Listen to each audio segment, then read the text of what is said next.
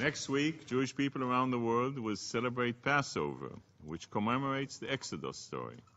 In recent years, another Exodus story has unfolded, but this one is driven by a plague of persecution aimed at Christians, Kurds, Yazidis, Bahais, and of course, the Jews. For more than 2,500 years, 1 million Jews lived peacefully in Arab lands. In 1947, the situation changed dramatically. Following the UN vote to establish a Jewish state, Arab governments turned on their Jewish citizens. From Baghdad to Sana'a to Tripoli, thousands of Jews were murdered in violent riots, and hundreds of thousands were forced to run for their lives. Mr. President, radical Islamists have a saying, first the Saturday people, then the Sunday people. Having succeeded in driving the vast majority of Jews out of the Arab lands, extremists have turned on the Christians. At the turn of the 20th century, Christians comprised 26% of the Middle East's population. Today, that figure is less than 10%. The Nineveh plains in Iraq had been the home to Christians since the 1st century. ISIS tore through the region, desecrating churches and destroying artifacts. Christians were given the grim choice of converting to Islam or face death by beheading, stoning, or crucifixion. Fearing for their lives, tens of thousands of Christians have fled to northern Iraq and taken refuge in Kurdistan. Kurdish forces are fighting valiantly to defend their homes and push back the extremist threat. In December, Kurdish fighters broke the ISIS siege on Mount Sinjar, freeing thousands of Yazidis and Christians. The Kurds are the leading force in the fight against ISIS. They have shown tremendous courage and fortitude.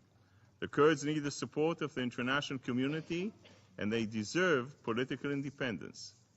Mr. President, the persecution of minority isn't just taking place at the hands of extremist groups.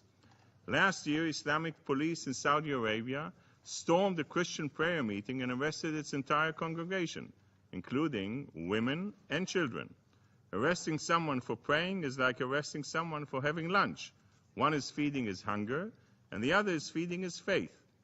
In 2013, 3 Iranian Christians were caught selling Bibles, found guilty, and I quote, of crimes against state security, and sentenced to 10 years in prison.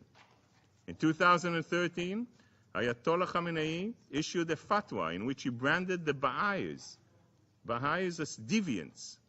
At his direction, Iranian Bahais are arrested, tortured, and denied most basic rights, including the right to study at universities. Mr. President, there's only one place in the Middle East where minorities have the freedom to practice their faith, to change faiths, or to practice no faith at all, and that is Israel. Israel is the home to the Bahai World Center. It is the only place in the Middle East where Jews have reached the highest echelons of society, and is the only place where Christian population is growing. Since Israel's establishment in 1948, its Christian communities have expanded more than 1,000%, and Israeli Christians served in our parliament and on our Supreme Court. The same cannot be said for Christians living under the Palestinian leadership. Since Hamas took over in 2007, half the Christians community has fled Gaza.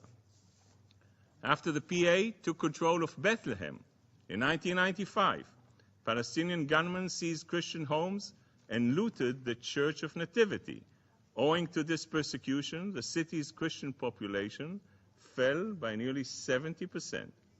Mr. President, it doesn't matter where you come from, what faith you belong to, or what politics you preach. No decent human being can ignore the calamity facing minorities in the Middle East. Millions of people around the world put their faith in the United Nations. It is time for this Council to break its silence and give them a reason to believe.